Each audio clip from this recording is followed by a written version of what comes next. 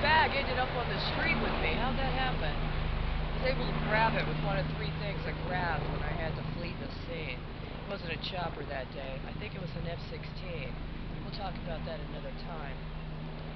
In the meantime, this black bag was a lot thinner when I got it. Inside was the formal copy of the motion I had, as well as the list of evidence that was supposed to be the judge's copy I was going to turn in within the 21-day period that were listed in the local rules of the court for the specific judge of concern, the presiding judge.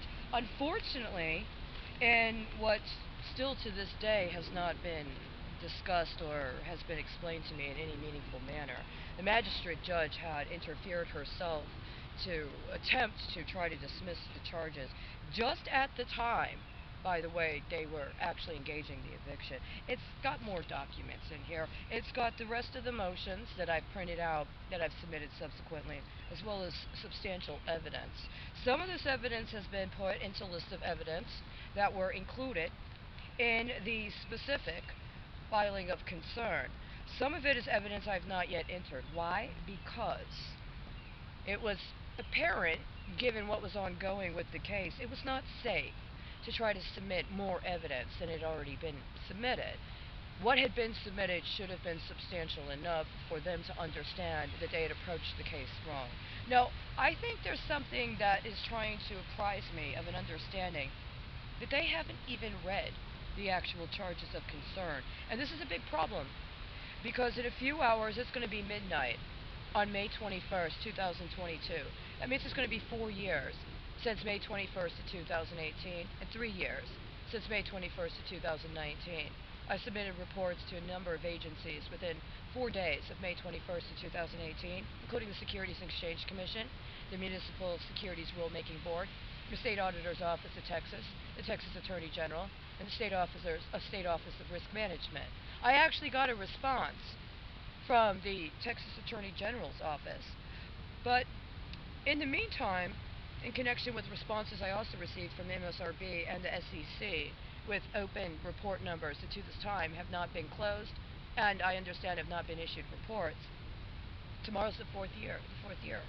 And under the rules of the under the FINRA rules, 3 years is a time frame, as well as 4 years is a time frame for production of documentation in connection with municipal bond offerings. Here's the problem. All of the documentation I had in the course of tracking that bond has been stolen, along with my primary source identification documents. And the court and everybody else of concern has just seen fit to let it go up until now. They missed the 3-year mark. As a matter of fact, 10 days after the 3-year mark would be when the audit from the State Bar of Texas period would have closed. You know what 10 days means? Well, it could mean a couple of different things, but unfortunately what the numbers reveal to me is something quite harrowing. And I'm concerned that they think that they're going to be able to get away with that. That the laws the state of Texas passed regarding confidentiality of public information that was actually supposed to, by law, be reported to the people, that has been increasing year after year since 2019, scheduled not to stop at least until 2024, is part of the reason why I haven't gotten one sentient person to talk to me in the entire time I've been out in the streets. The only conversations I get are about drugs or about some kind of sex act, usually within the first 5 to 7 minutes of conversation, if I get that far. I've had 2 conversations that lasted 45 minutes or longer, but as soon as those conversations were over, well, the invitation to enjoy the ritual of marijuana smoking was presented, and I declined. So there was no further conversation. Among the evidence I have in here are documents that have come due, including in specific manners, as well as public reportings that are indicative of matters that were ongoing as part of the context of my investigation, which shows that in the 2 to 3 years prior to the publication of these very articles, whatever I had submitted as reports, including on the federal level, somehow were able to make it with very specific details and metrics that had already been reported into public notices. about a variety of matters, including matters in other countries, including in connection with the withdrawal from Afghanistan. Now, we are where we are. I have here a motion on failure to establish title. This motion was submitted to the court on October 21st of 2021. You could see, maybe you can see, I actually signed the copy after I printed it out. I printed 3 copies that day. I have 2 other copies. One has been signed at another time. The other one has still yet to be signed. Why? Because my contention is that they are trying to exploit the situation around the eviction proceeding in order to cover up for what they did with my other efforts to go through the court, and that they're using that for illegal finance deals, including illegal finance deals in connection with that bond here for the Dallas-Fort Worth area. The earlier video I took is of a water stream, a water main that has been intentionally blocked with shopping carts and a dirty mattress. That has been there for going on 3 months. Meanwhile, the city sends out landscapers to mow the grass, even though there's substantial trash on the grass. So they cut the plastic that they're mowing up and just redistribute it. But nobody's seen fit to remove that mattress or to remove those carts. A short time ago, there was a rainstorm here. During that rainstorm, the water level increased substantially. If it had rained for another 2 hours, it would have overflowed. I'm concerned that that's exactly what the intention was by blocking that intersection. We're only in May. How many more months does the city intend to wait before they do something about that? There's other things that happen, including other areas of the water stream, where there's trash all over the place, including evidence of disposal of biohazard, or at least the materials that would otherwise be used to temporarily store biohazard until they made it into what was supposed to be an appropriate biohazard waste disposal. But they've been messing with biohazard waste disposal the entire time I've been on the street. It's ironic, because the area I'm in should have known better. The city should have known better. They've certainly corralled enough resources with enough people to intimate that they know better. They just don't do better.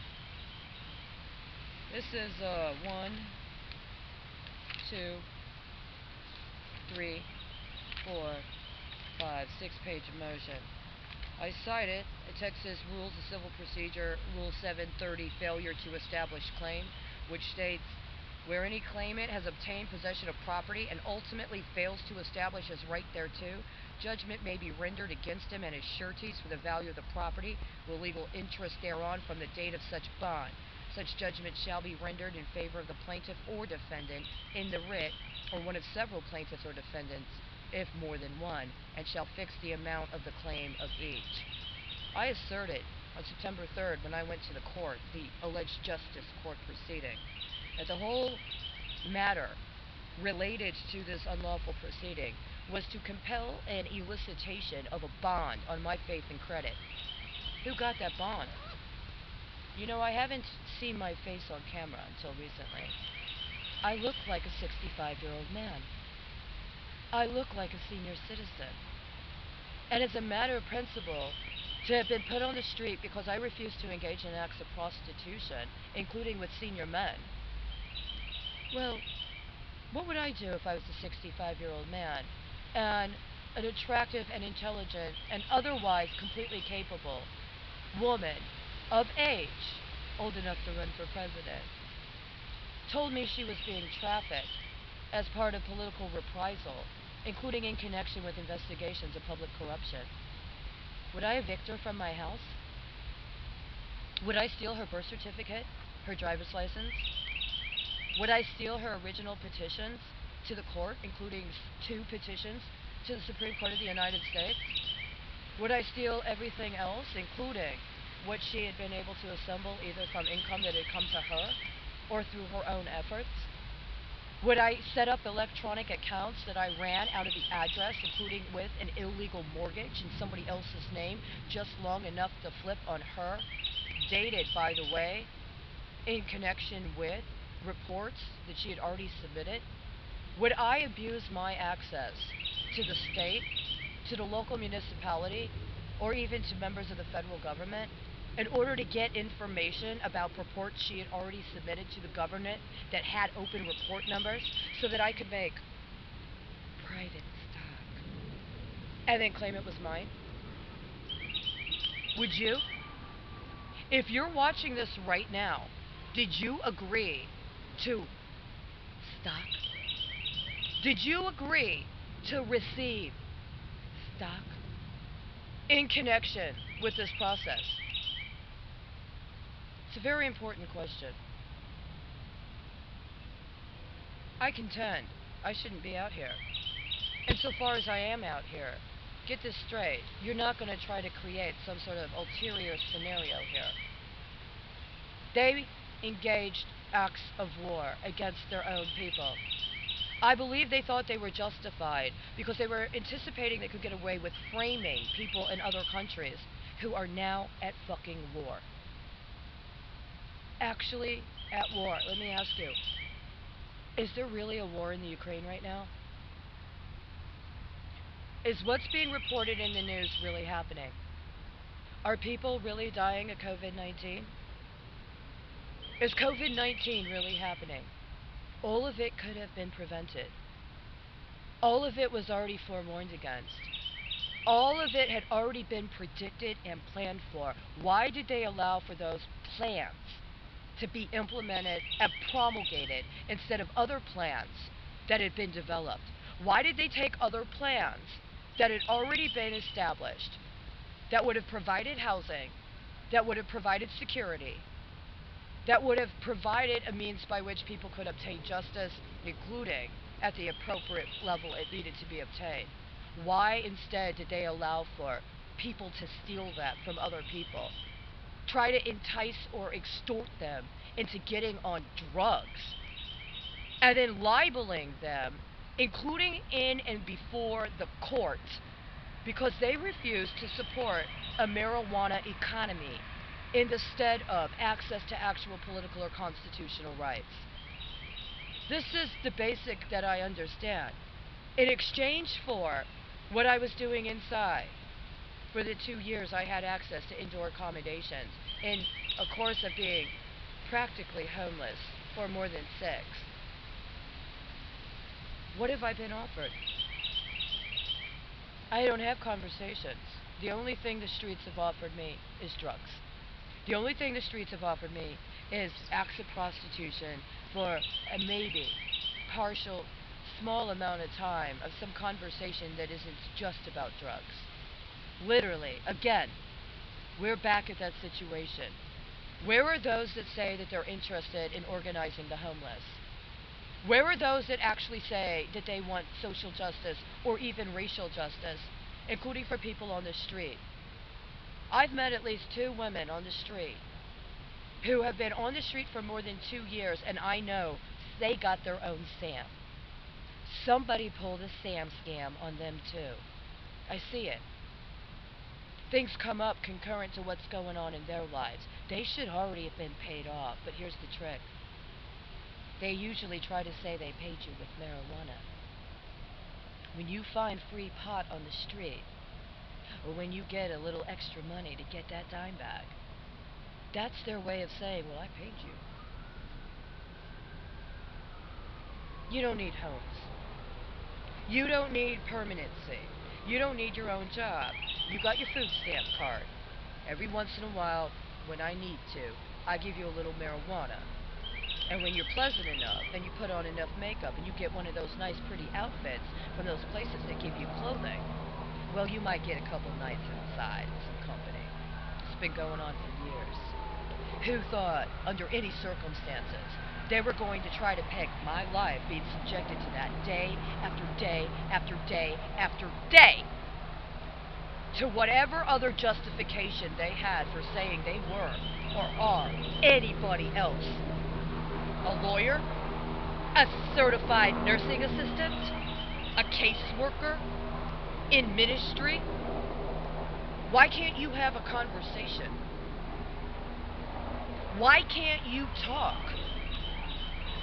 This isn't an option. We're actually at war. If my understanding is correct, you're not going to be able to get away with your disassociation under the auspices that you're part of some sort of command economy. So as long as you get your vice on time, you'll be content. This country, this state, this city has no right to maintain its status quo when this is the cost. I am not on the street because I did anything wrong. I'm merely on the street, so far as I understand, because I would not engage in act of prostitution as a demonstration of political loyalty to people who knew they were violating the Constitution and committing crimes against humanity, including crimes that by law qualify as war crimes.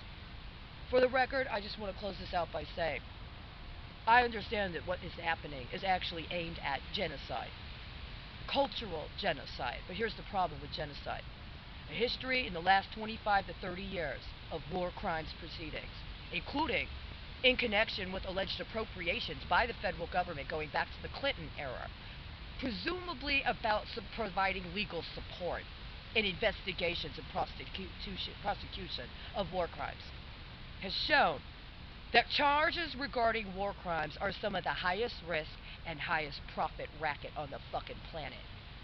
When judges and lawyers and prosecutors at their own level of jurisdiction fail to do even the most basic modicum of responsible job in connection with their position, which they expect the public to pay for through appropriations and to pay for through municipal financing, and especially if they try to say that they're justified to do it because they are using it in somebody else's war crimes prosecution, what does genocide really mean?